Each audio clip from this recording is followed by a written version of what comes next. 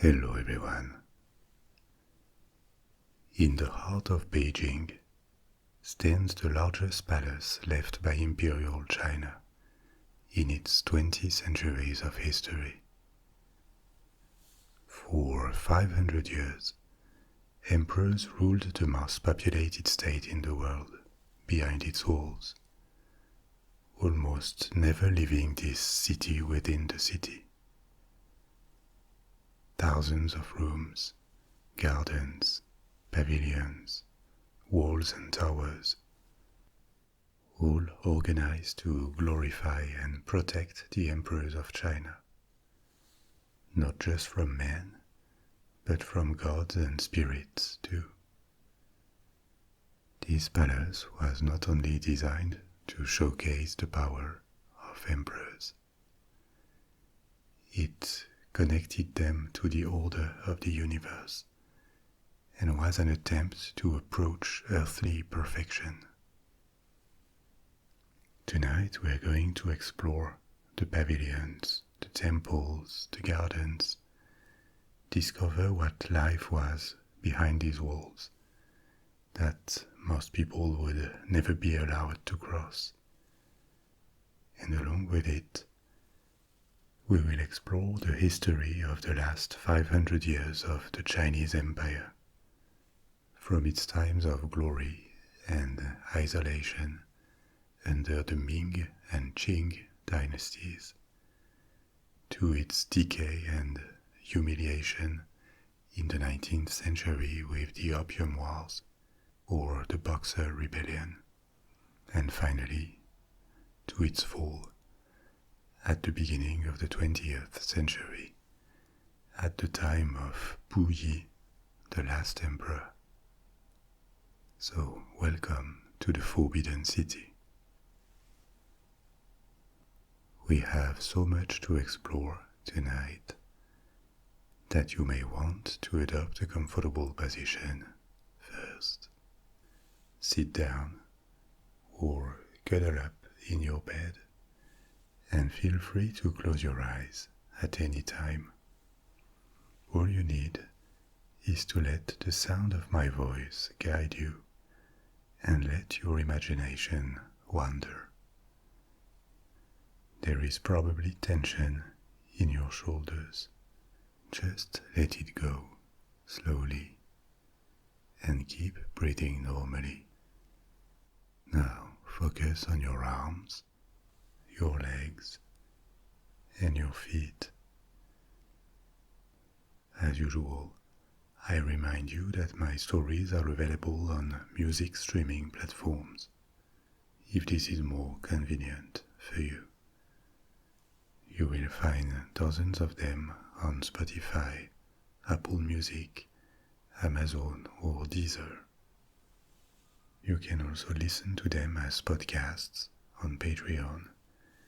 And if you wish to join my Patreon to support the channel, you will also be able to download audios and videos and participate in surveys. If you fall asleep and wish to resume the story later, or if you wish to navigate it easily, there are timestamps in the first comment to help you with it. And now that you are ready, let's push the doors of the Forbidden City. The capital of China, Beijing, is a gigantic metropolis with more than 20 million people, the equivalent of Florida or all of Scandinavia living in the same urban area. And at its center, in one of the rare spaces that have been preserved from decades of urbanization, from highways and skyscrapers, stands an ensemble of hundreds of buildings and thousands of rooms. It is separated from the rest of the city by high walls and gates, forming a perfect rectangle surrounded with a wide moat. Behind the walls, the place has stayed frozen in time for centuries. With its perfect symmetry, its majesty, its layout, where every single building, every name, every courtyard and garden speaks of power, balance, and eternity. This palace, which is so large that the term of city suits it better, was always intended to be out of this world, out of reach. Over 5 centuries, it has seen 24 different emperors of China from 2 dynasties. It has seen revolutions, invasions, and behind its walls, intrigues and dramas unfolded. Destinies were blighted or fulfilled. The same ceremonials were repeated decades after decades, until Imperial China crumbled in the 20th century, and new masters took control of the most populated country in the world. The history of Beijing is long and tumultuous. It dates back over 3,000 years. Beijing was a capital before the first unification of China, which happened in the 3rd century BC. I told you about the first emperor in a recent story about his tomb and the Terracotta Army. Before this unification, Beijing had already been a capital, the capital of lesser ancient states called Ji and Yan, the capital of the Qing Dynasty that first unified China and created the imperial institution was Xi'an in the west. And for the first millennium of imperial rule, Beijing was a provincial city in northern China, but an already important one. There were bigger cities in the south, and its population fluctuated, but it reached several 100,000 people in the first millennium of our era. This was more than any other city in Europe or in America at the time. Between the 10th and 13th centuries, China was fragmented again, and Beijing fell to peoples who came from the north, from beyond the Great Wall, regions that correspond to Mongolia and Manchuria. They didn't invade all of China, but they occupied the north for a long time and turned Beijing into a capital again. The capital of 2 successive states called Liao and Jin. And then rose an invading force like China and the world had not seen in a long time, the Mongol Empire. The Jin state, including their capital, was one of its first conquests. If you want to know more about the Mongol invasion, you can refer to another story I made a few months ago. Contrary to former nomadic invaders who had crossed the Great Wall, the Mongols didn't stop in the north. They conquered all of China, and they established a new imperial dynasty, the Yuan, that lasted for almost a century. The Mongol Empire had become so large and shaken by succession feuds that it broke up into several entities, the most populated and wealthiest by far being China, a new Chinese empire that had placed itself in the continuity of its predecessor, just with emperors of Mongol origin. It is one of them, Kublai Khan, who moved the capital to a place they called Kanbalik or Dadu, just at the center of modern Beijing, and it became the main center of the Yuan Dynasty, the new capital of China. From 1279 onward, from the moment the Mongols made Beijing the capital for all of China, it remained the capital with the exception of two interludes, one in the 14th century and one in the 20th century. But the city didn't have its modern name yet. It had changed name several times over the centuries, and it was finally called Beijing, meaning the northern capital, as opposed to Nanjing, the southern capital, in the 15th century, after the fall of the Yuan, the Mongol dynasty, and the rise of a new one, the Ming. The last Yuan emperor lost control of the country when revolts of several warlords erupted in various provinces.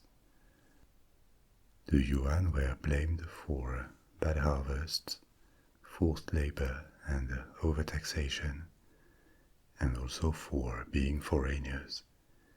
They didn't come from the dominating ethnic group in China, the Hans.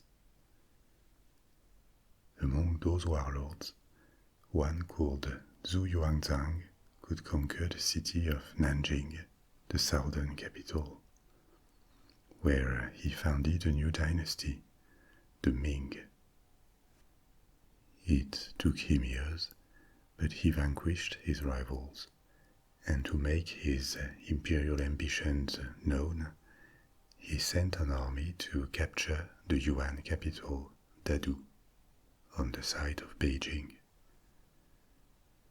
The first decades of the Ming were tumultuous, with a series of succession crises until the very beginning of the 15th century, with the accession of Yongle, the new Ming emperor who imposed his will. Yongle moved the capital from Nanjing to Beijing again, and ordered the complete transformation of the new capital in 1403.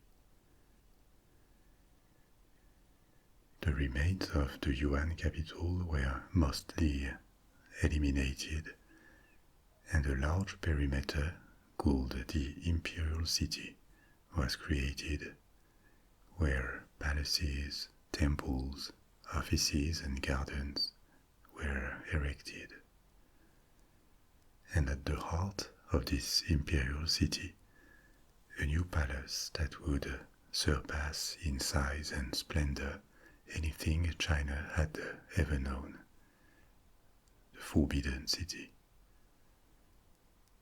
No effort nor spending was spared to turn it into a symbol of power and perfection. The construction lasted 14 years, and more than 1 million workers took part in it, to level the ground, dig moats, erect walls, and bring precious materials from all over China. The floors were paved with golden bricks brought from Suzhou in the east. The wood elements included whole logs of precious wood from the jungles of the southwest, and marbles were extracted in northern China. When it was complete, in 1420, the complex looked almost like today. There would be minor alterations in the following centuries, but it was already the model of perfection that its founder, Yongle, envisioned. It was larger than any other walled palace in the world at 72 hectares, surrounded with large moats and high walls, with a sense of perfect symmetry. It had 4 gates, one for each cardinal point, the main one being the southern gate that communicates with Tiananmen Square nowadays. A legend appeared that the Forbidden City had 9,999 rooms, just one short of 10,000, which would be a figure of heavenly perfection that humans should not try to reach on Earth. In reality, it is a bit less, but still more than 8,000 rooms, spread out in many pavilions, halls, palaces, and temples. Visitors passing through the main gate, the southern gate, could only be impressed by its size. It was at the same time a stronghold and a room of ceremony. More than a gate, it is a massive rectangular tower with smaller towers on the sides and 5 entrances to the complex. Passing this gate implied following strict rules. Only the emperor could use the central gate. The imperial family entered through another gate to the left, and ministers or officials to the right. Then they would cross 3 main courtyards, one with an artificial river, with beautiful carved stone bridges, then the largest courtyard, so large that thousands of people could stand inside, in front of the emperor's main palace, the Pavilion of Supreme Harmony. It used to be the place where the emperor received senior officials and foreign delegations, where important ceremonies were celebrated, like the advent of new emperors, weddings, the Chinese New Year, or declarations of war. This pavilion was, for centuries, the very center and symbol of imperial power in China, from where the lives of tens of millions of subjects could be decided. The pavilion is raised several meters above the courtyard, with a basement made of whole layers of marble staggered. Imposing staircases lead to the entrances, ornamented with 18 bronze ships. They represent the 18 national provinces of the time. And the terraces of the marble basement are ornamented with different bronze animals, like cranes and turtles, that are symbols of domination and longevity. The inside of the palace consists of a main hall with a high roof supported by 72 pillars, and decoration and symbols are abundant. The doors and windows are ornamented with clouds and dragons. On the ceiling, 2 dragons play with a pearl. The dragons are made of glass and painted with mercury. The pearl was supposed to be able to detect usurpers to the throne. If someone who was not the legitimate emperor sat on the throne, the pearl would come down and hit him dead. The throne itself is located right in the center of the room, on a platform high enough to ensure that the courtiers and visitors in the room would always stay at the level of the feet of the emperor. The The throne is made of sandalwood and richly decorated with dragons and gold symbols that give it an aura of mystery and solemnity. Beyond the Pavilion of Supreme Harmony, where the emperor took place for big occasions, is yet another courtyard with yet another large pavilion to the north, the Pavilion of Preserved Harmony.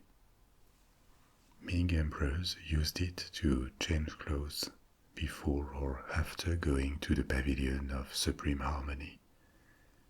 Under the following dynasty, the Qing, this pavilion also became a place for banquets when there were less important celebrations like the marriage of a princess, or when the emperor desired to entertain high officials or governors of provinces.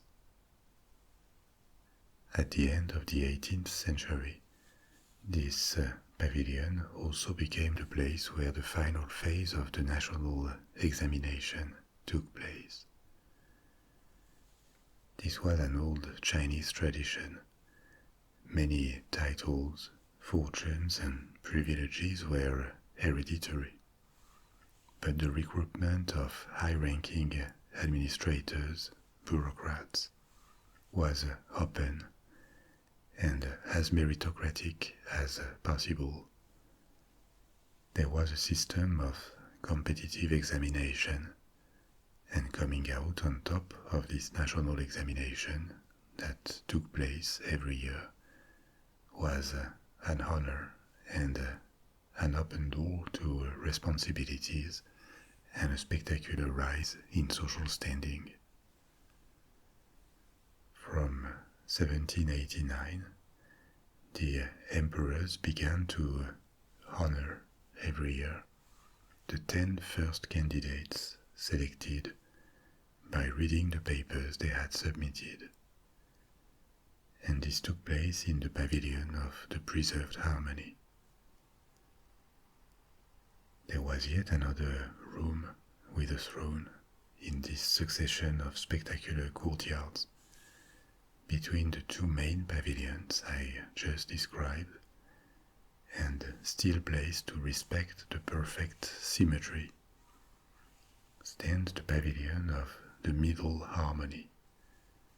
This one is a bit smaller, but still 580 square meters, and served as a resting place when the emperor organized ceremonies in the Hall of Supreme Harmony.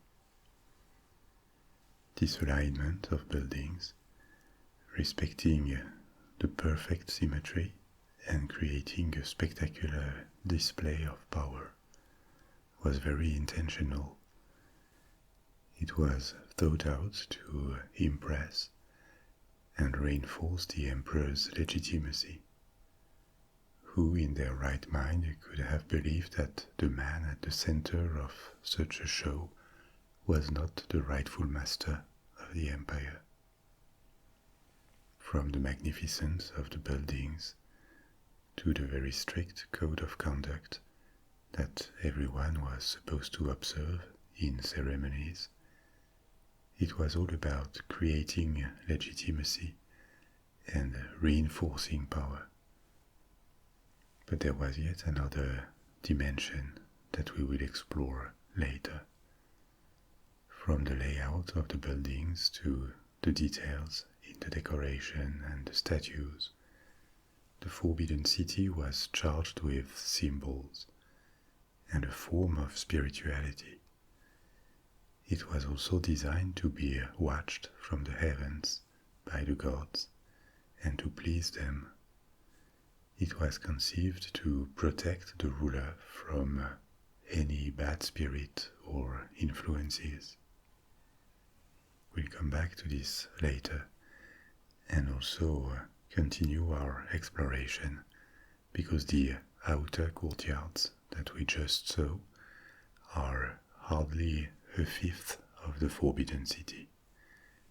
For now, let's return to the history of China and what happened with the Ming Dynasty.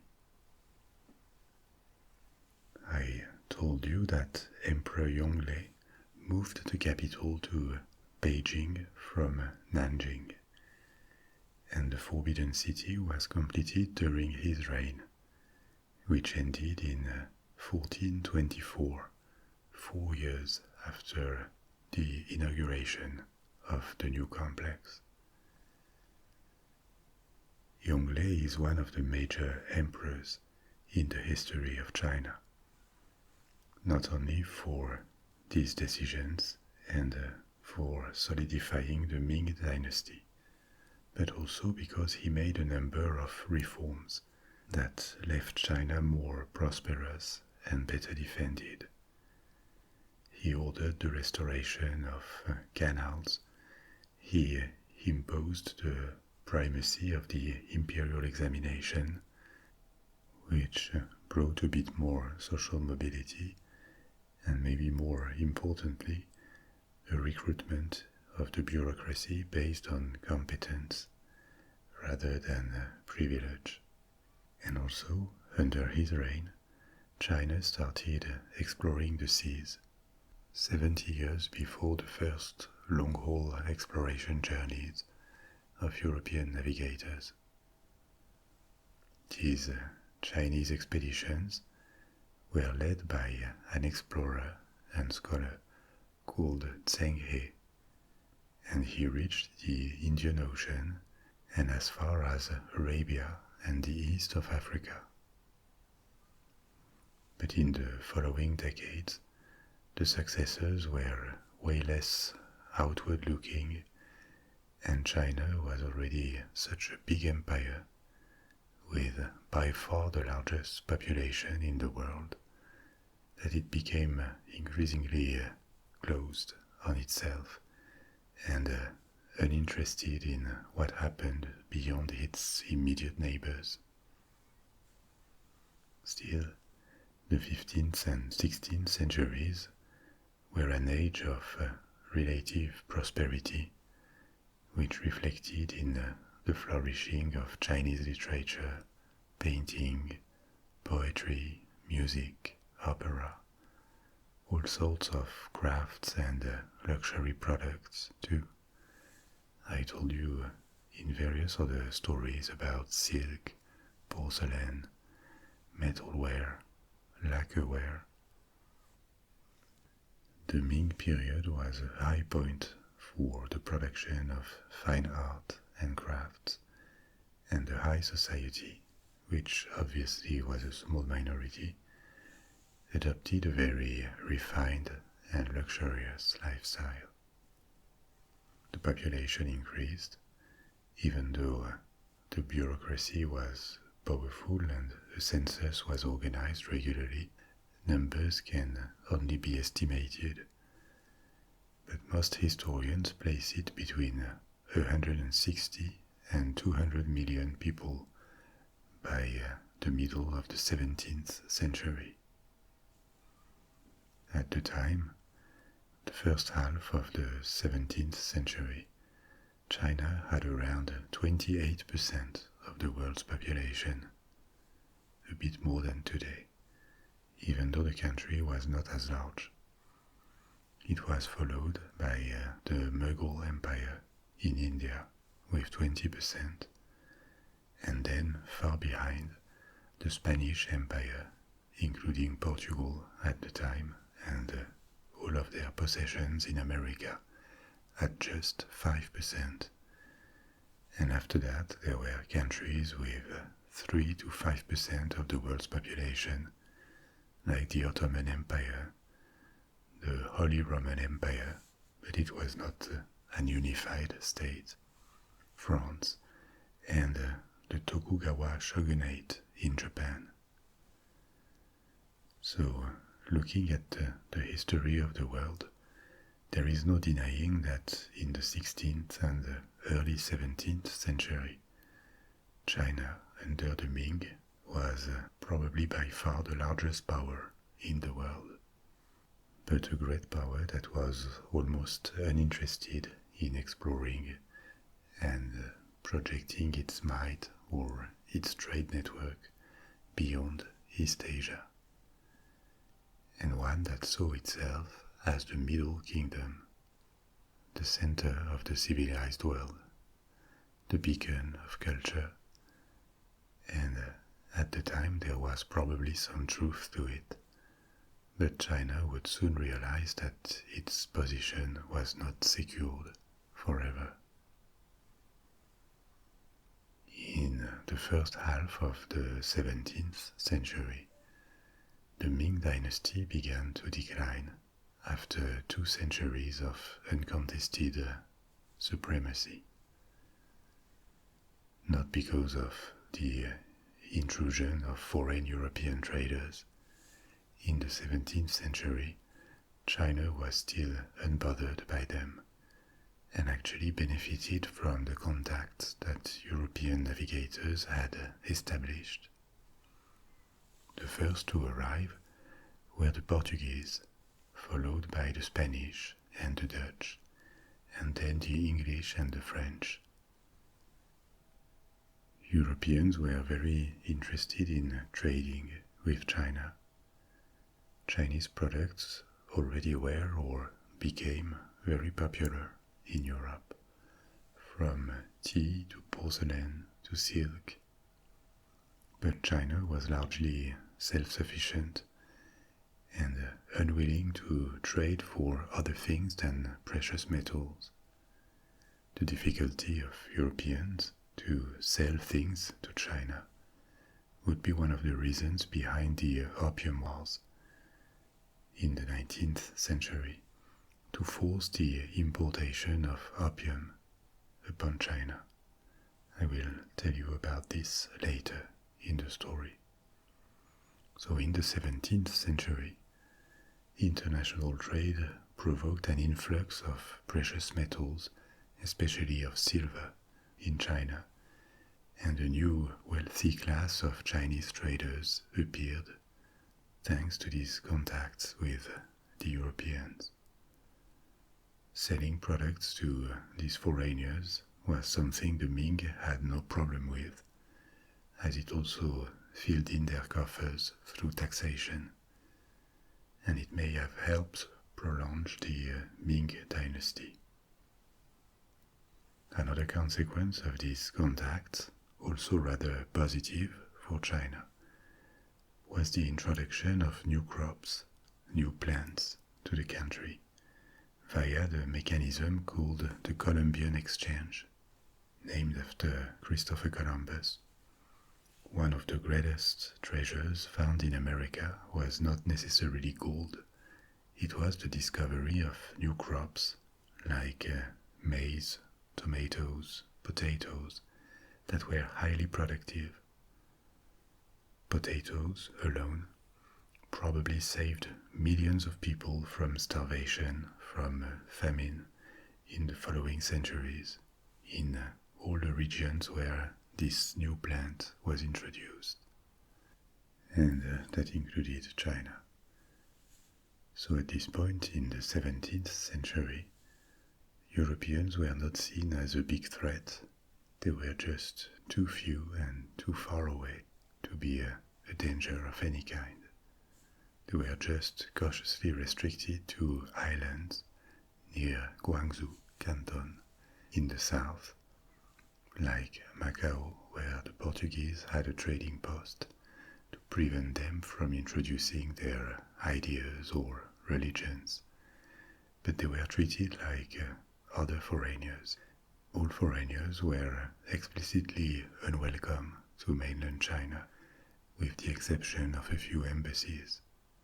What really caused the fall of the Ming is a series of internal reasons. There was a new economic collapse, floods and epidemics that happened by the middle of the 17th century. This made rebellions appear among peasants who could no longer pay their taxes and feed themselves. At the same time, a threat was forming in the north, beyond the Great Wall. the rise of the Manchu. Manchuria was populated by nomadic tribes. They were unified at the beginning of the 17th century, and they formed a state that initially collaborated with the Ming, before turning against them as they became well aware of their weakness. In 1638, the Manchu invaded Korea, an old ally of the Ming Dynasty, and open warfare with China began. The Chinese armies had at the same time to repel the Manchu, whose leaders had adopted the name of Qing, the Qing Dynasty, and fight against rebellions internally. In the 1640s, the Ming state disintegrated, armies refused to fight, and a large revolt led by an ex-soldier called Li Zicheng marched on Beijing unopposed. In 1644, the city fell to this rebel army, and the 17th Ming Emperor hanged himself on a tree in the Imperial Garden outside the Forbidden City.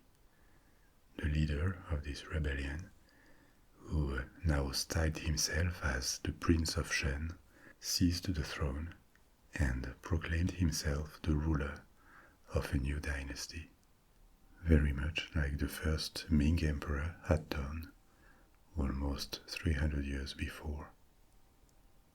But this one didn't last. The Manchus saw the opportunity and prepared to cross the Great Wall to invade the north of China. They received the help of the border general who knew Beijing had fallen and the Ming era was now probably over. Faced to the north by a giant Manchu army and to the south by the rebel army of the new dynasty, who were both coming for him, he sided with the Manchu, opened the gates, and joined forces with them. It didn't take long for the Manchu to capture Beijing and eliminate the remains of this rebellion. The third emperor of the Qing, Shunzi, was proclaimed ruler of China and installed in the Forbidden City. The Ming were not entirely destroyed, though. They still had bastions in the center and south of China, with several pretenders who were princes with royal blood.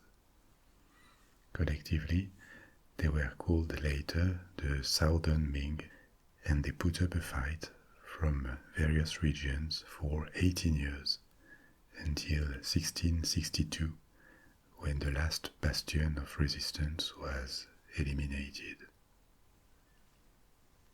The Qing Dynasty, another dynasty of invaders, like the Mongols centuries earlier, was now in control of China, and it lasted until the end of the Chinese Empire in 1912, with initially a few highs and then a lot of lows for this dynasty. In the history of China, a new dynasty generally led to a change in capital, but not this time.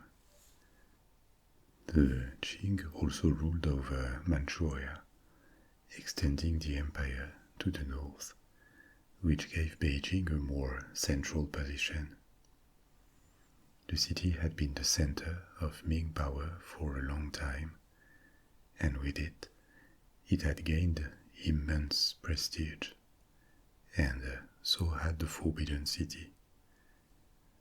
The ideal tool to impose and showcase their imperial ambitions and to be accepted was to follow the etiquette, the codes, the symbols of power of the previous dynasty and take over the Forbidden City. This is why the capital stayed in Beijing, and for the most part, the Qing adopted all the codes and ceremonials of the previous dynasty. They only made minor alterations to the Forbidden City. For example, the names of some of the pavilions were changed, and details or the functions of a few buildings were modified over the centuries. But as the function of the Forbidden City was to suggest the eternity and the celestial origin of the empire, it didn't need to change much. Now let's resume our exploration of the complex. I told you earlier about the outer courtyards, where impressive buildings were created to perform official public ceremonies and showcase the imperial institution. Beyond the last of these pavilions to the north, the Pavilion of Preserved Harmony begins the area reserved for the personal use of the emperor. It is smaller, but still contains 3 main magnificent pavilions ordered to respect the symmetry of the ensemble. The Palace of the Heavenly Purity, the Emperor's Bedroom, followed by the smaller Pavilion of Union and Peace, where the Empress sometimes held ceremonies for various occasions, such as her birthday, and finally, the Palace of Earthly Tranquility, the private apartments of the Empress. Beyond these constructions began a garden that served as a private refuge for the imperial family. Everything in the garden was thought to suggest harmony and tranquility. It contains 20 small buildings of different shapes that harmonize with trees, rock gardens, flower beds, and sculptural objects such as statues or incense burners. It is a sumptuous example of Chinese garden design, which to the north ends finally with a gate, a door, the northern gate of the Forbidden City. And this was the perimeter where emperors lived. There were spacious and luxurious buildings, an army of servants, gardens, rooms for every need, but they were prisoners of the Forbidden City, and their lives, from their accession to their death, was a constant move on a north-south axis, from the more impressive buildings to the south, where they went to participate in ceremonies or announce decisions, to their private apartments and gardens to the north, where they spent the rest of their lives. They would almost never leave the Forbidden City, nor even see what was outside of it. The high buildings and walls limited their horizon to what was finally a small perimeter. On either side of it, to the east and to the west, are 2 areas with a density of smaller pavilions that were dedicated to palace life. There were palaces for concubines, kitchens, countless bedrooms, offices, and smaller courtyards that make these areas of the complex look like a small town within the walls of the Forbidden City. To the south and again on either side of the outer courtyard are areas with guardhouses, armories, and all sorts of pavilions library, temples, offices, and more gardens. Emperors were obviously powerful, but in such a closed environment where all they knew about the outside world was filtered through administrators and official mail, the reality of their power was questionable.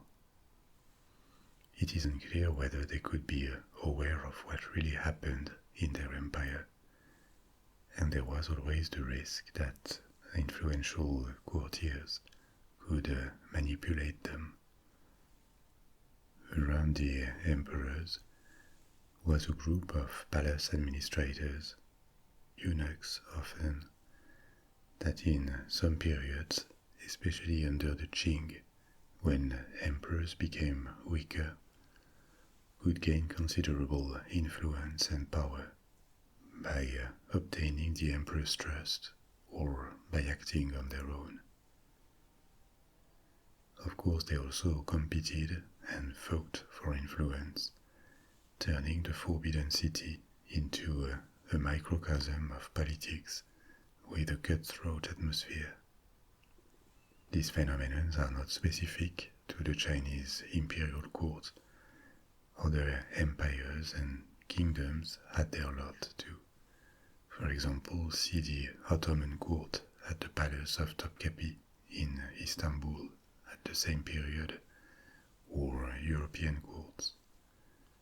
But the close environment of the Forbidden City, the creation of this space like no other, that was literally separated from the rest of the world, where nothing ever changed, and that was impervious most of the time to what happened in the country. All of this magnified these phenomena. When the Chinese regime became decadent long before its fall, it isn't clear to what extent the emperors even understood it. In their segregated life where the rest of the world was just a bunch of maps and every piece of information was coated in diplomatic language and adoration for their persons. And decadence happened. Let's see what the Qing did in power.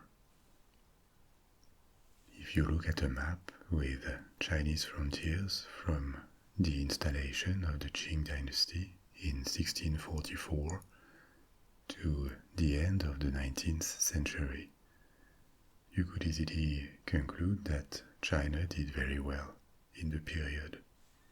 It expanded, and indeed the Qing were conquerors that gave China frontiers that resemble its modern frontiers. They added Manchuria to the Chinese Empire because it is where they came from, and they successfully eliminated the remnants of Ming resistance. And then, in the 18th century, they considerably expanded to the north and to the west. They annexed neighboring territories such as Mongolia in the north and Tibet in the southwest. And in the second half of the 18th century, at the time of events in other parts of the world, such as the 7 Years' War, the American and French revolutions, they launched campaigns towards Central Asia. Between these conquests, the introduction of new crops and an economic recovery following the period of troubles at the time of the fall of the Ming, the population rose again. It surpassed 300 million in the 18th century and reached 400 million in the 19th century. Around 1850, about 1 in 3 human beings on the planet was a subject of the Chinese Empire, probably the moment when China weighed the most in world demographics. But population growth was actually a big challenge to the dynasty, as it maintained a constant risk of famine. After a high point in the late 18th century, the Qing began an irreversible decline due to first this uncontrolled demographic growth, to corruption that thrived in a country too large to be properly administered, due to internal revolts, to the reluctance of the elite to change anything to their mindsets, as they still deeply believed in the superiority of the Chinese ways, and also the rise of challenges from abroad. The regime was already weakened internally in the 19th century, when European powers, led by Great Britain, increased their pressure and meddling into Chinese affairs. I told you earlier that in the 17th and 18th centuries, China had a large trade surplus with other nations, and that European traders had a hard time finding products that the Chinese would be interested in buying. One appeared in the late 18th century and sold in the 19th century: opium. In India, the British East India Company had begun to cultivate opium that was sold to private traders who transported it to China. Opium had been known for a long time in China, where it was used in small doses as medicine. But in the 18th century, the new practice of smoking opium as a recreational drug increased dramatically. It was made illegal in China because addiction was spreading, but this didn't stop demand from rising. Countless clandestine establishments appeared where people spent hours laying, smoking opium in a state of stupor. And this reached every level of Chinese society, not just the rich, as opium was relatively affordable as a drug. And by the 1830s, this trade represented already thousands of tons annually. As opium would not legally enter China, it was sold to smugglers, and the East India Company was barely hiding its activity. It sent opium to its warehouses in the region of Canton. The Qing Emperor resolved to stop this illegal trade, partly out of concern for the moral decay of opium addicts, and partly because of the outflow of silver, because it had grown so much that China was in the process of losing its trade surplus. Chinese troops blockaded the warehouses and obtained to seize the stocks to burn them. As a reaction, Great Britain sent first a small fleet and then troops to retaliate and demand reparations for the losses, plus the guarantee of future security for trade. At this time, the technological level of the Chinese army had become completely obsolete compared with the guns of the Royal Navy, which just had to bombard ports and use its superior ships and guns to inflict a series of defeats on the Chinese Empire. The Qing were already in a weak position internally, so they had no other option than sign peace and accept a treaty that ceded the island of Hong Kong, opened several ports to free trade with British traders, and imposed war payments.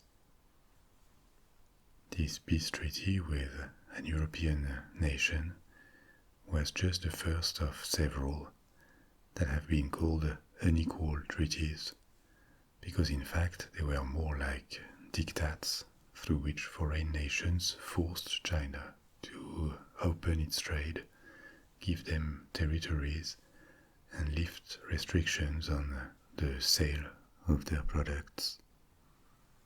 The following year, France obtained the same conditions, and 10 years later, a second Opium War erupted, this time with a coalition of Britain, France, and Russia. Britain was in Hong Kong and Malaya.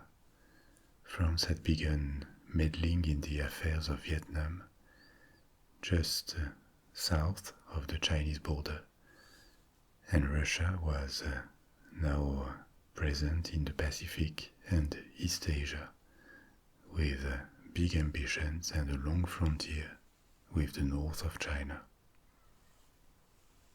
Another treaty was imposed, opening more ports, legalizing totally the opium trade, and granting traders and missionaries the right to travel without restrictions within China.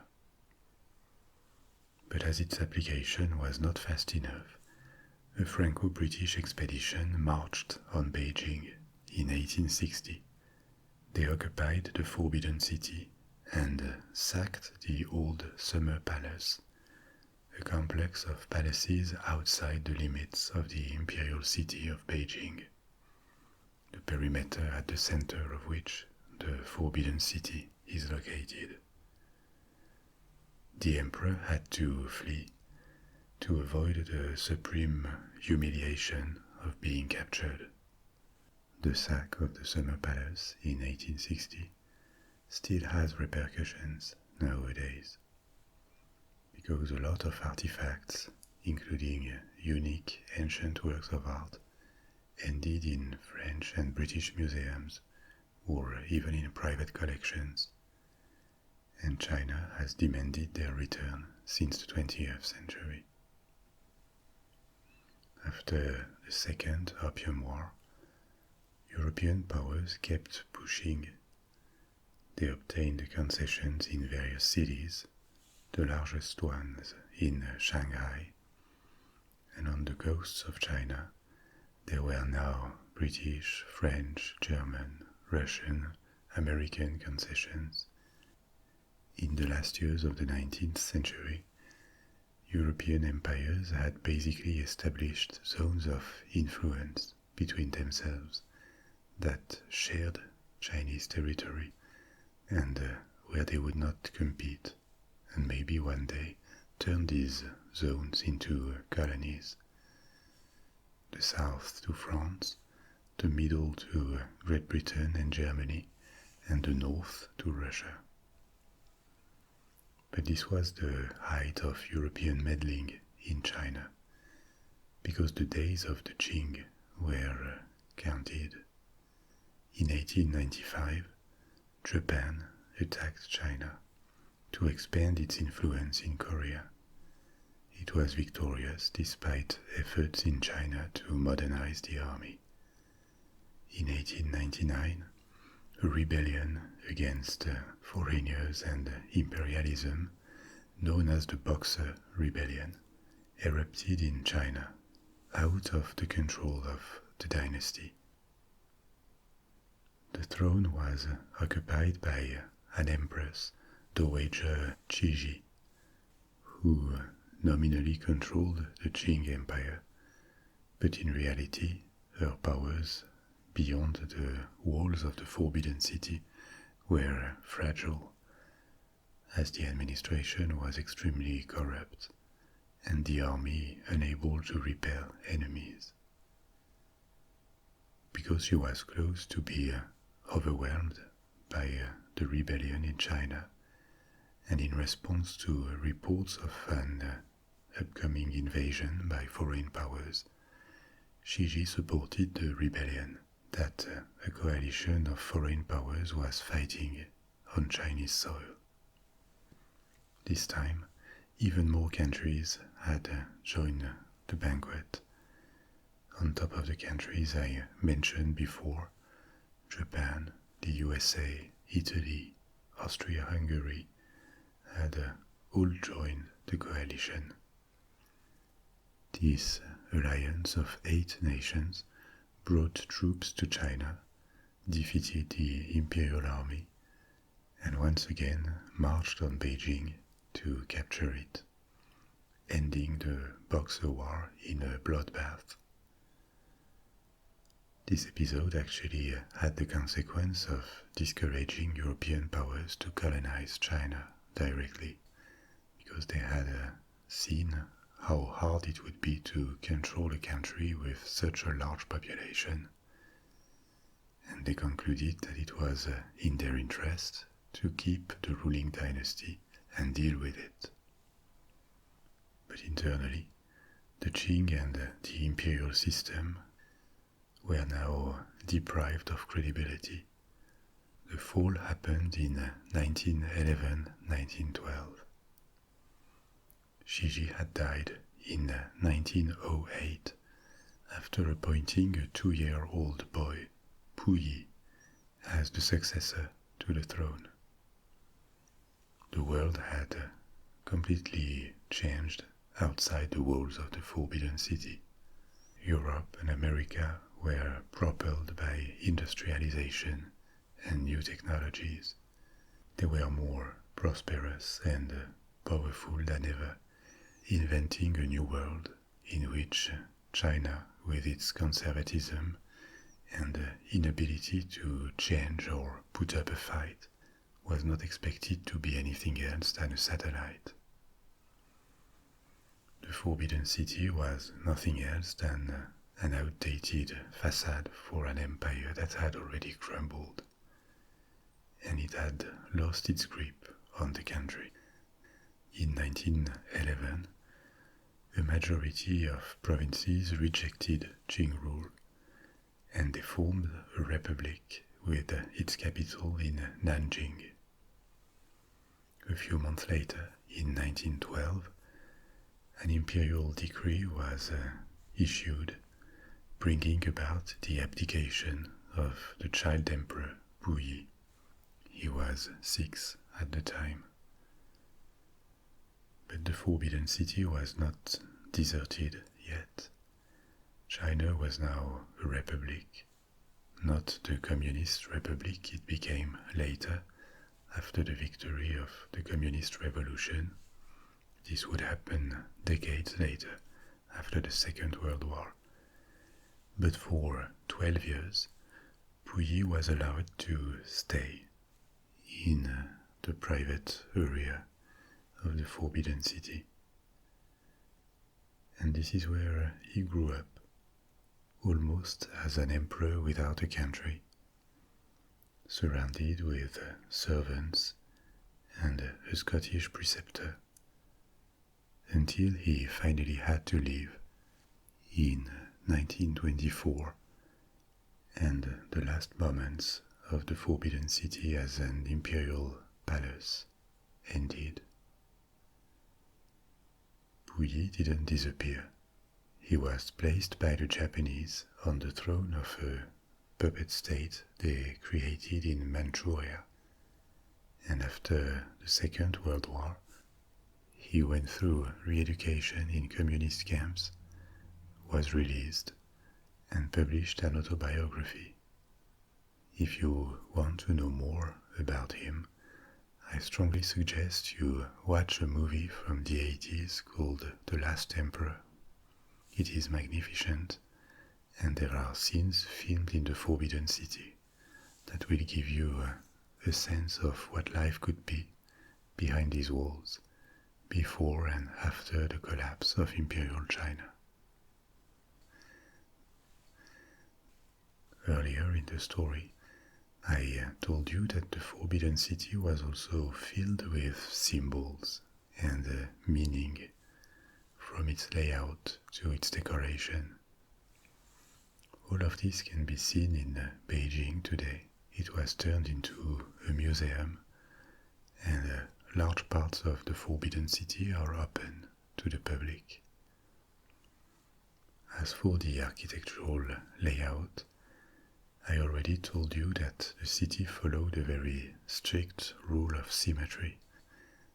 When the emperor took place on one of his thrones, he sat on the central axis of the Forbidden City.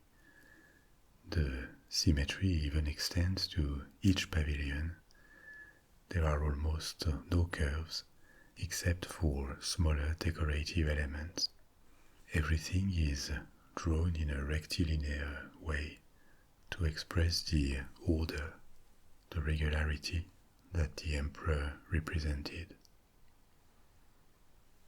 The ancient Chinese also saw the universe as made of four main components, four main spaces: the heavens, the earth, the sun, and the moon. In the inner courtyard, these elements are present.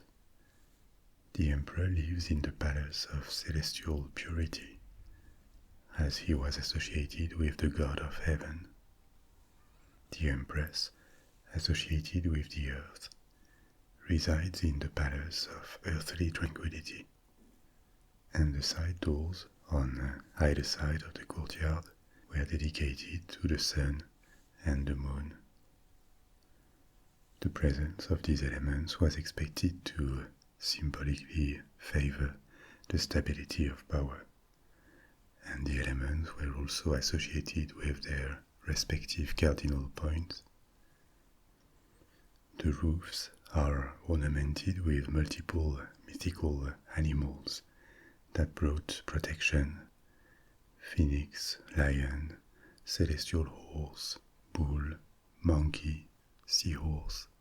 Real or fantastical animals are also present everywhere in bronze and marble statues, each of them with a specific meaning. There are turtles that symbolize immortality, unicorns for wisdom, lions for power. Colors were also important, and two of them dominate in the Forbidden City: red and yellow. Red was and still is a lucky color in Chinese tradition. It represents stability, strength, and prosperity. The gates, the walls, multiple buildings were painted in red. Yellow was the imperial color.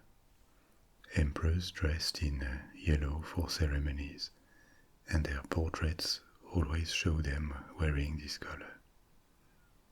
In the Forbidden City, it is the color of most roofs. Certain numbers are also repeated, even though it is not always sure that this was intentional. I told you about the four components of the universe. There is also the number 5 that represents elements: water, fire, earth, wood, and metal. Depending on the function of pavilions, these elements were more or less represented in the building materials and the ornaments, because each of them was associated with different characteristics. Fire with the emperor, water with the empress, metal with martial arts, or wood with knowledge and culture. The number 9 also comes back often in the number of animals on roofs or in decorative elements. I told you that the last emperor abdicated in 1912. He was 6, so in reality others took the decision. But he was allowed to stay in the inner court, the sector dedicated to the emperor's private life, for 12 more years. In 1924, there was a coup and he was evicted. After that, China was plunged in a state of instability and civil war for 25 years, and the situation worsened in the 1930s when a Japanese invasion began. The war against Japan suspended the Civil War for several years, and when it resumed at the end of the Second World War, the communist faction won and established the People's Republic of China on almost all the territory. Almost because the main opposing party, the Kuomintang, took refuge in Taiwan. China still claims Taiwan as part of its territory, that in its view is occupied by a rebellion, and this is the origin of the animosity between the People's Republic of China and Taiwan. A lot of countries around the world, including all of Western Europe, the USA, Canada, Australia, Russia, don't have formal diplomatic relations with Taiwan, but they keep informal contact with it and recognize the Taiwanese passport as a valid travel document. Parts of the treasures of the Forbidden City are actually in Taiwan, as they were taken by the Kuomintang before it lost continental China. But the majority is displayed in the Forbidden City itself, which receives millions of visitors every year.